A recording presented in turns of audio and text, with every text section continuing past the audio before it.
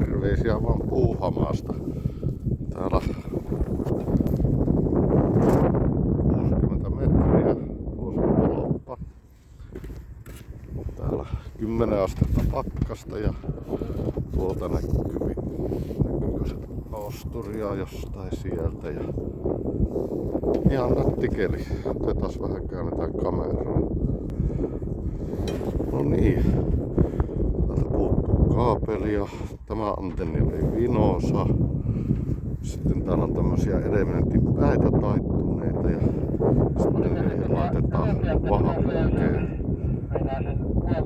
Ja tähän vaihdetaan tämmösiä nämä elementtipäät ja sitten sinne on semmoset tikut tonne sisään. Ja tuolla näkyy yksi masto. Tuossa on vähän isompi masto, zoomataan.